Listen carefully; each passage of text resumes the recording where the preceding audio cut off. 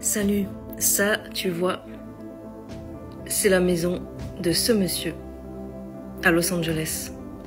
Figure-toi que cet homme-là, je te mettrai la vidéo ensuite de son interview, il croit en Jésus-Christ. Il est dévasté. Il est dévasté. Il ne comprend pas pourquoi sa maison est la seule qui n'a pas été touchée pendant les incendies de Los Angeles. Pourtant, le message est clair parce qu'il parle de Dieu, il parle de Jésus. Cet homme, il est chrétien. Il croit en Dieu. Alors il y a des choses des fois on ne comprend pas.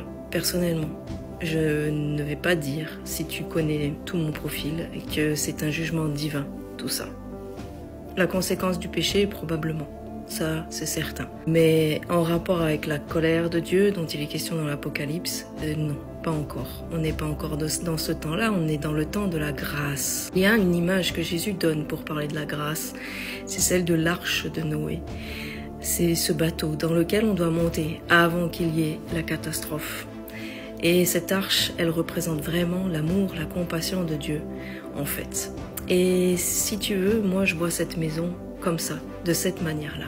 En fait, cette maison, elle ne pointe que vers une seule personne, Jésus-Christ, le seul apte à sauver l'humanité. C'est ce que cet homme a compris. Écoute bien ce qu'il va dire ensuite et tu comprendras pourquoi je dis ça.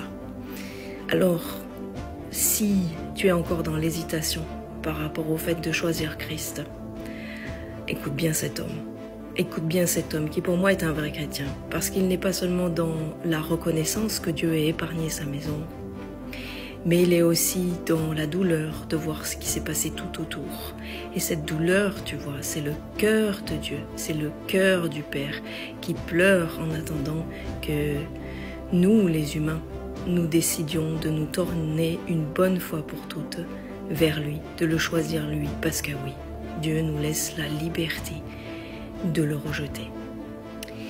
Et je rends gloire à Dieu par cette vidéo, pour cet homme et pour sa maison, qui encore une fois montre la toute-puissance de Dieu, sa compassion, sa miséricorde.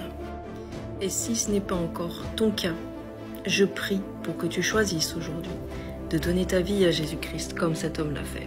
Tu vois, cette image-là, elle est vraiment ce que Jésus a dit.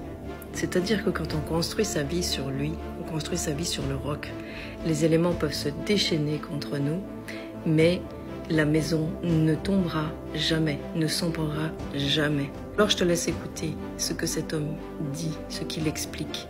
Et je prie que le Seigneur t'ouvre les yeux par rapport à l'amour et à la compassion de Dieu. Parce que même si Dieu nous laisse nous égarer, parce qu'il nous aime justement, qu'il nous laisse libres, il fait tout pour qu'on puisse à nouveau le choisir jusqu'à la fin de notre vie, jusqu'à notre dernier souffle.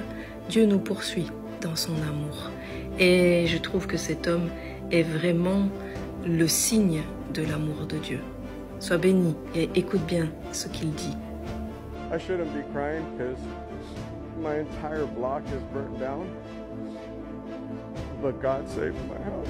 Why are all of my neighbors? Why are they? And then in the middle of two burnt down blocks, there's one house standing, and that's mine.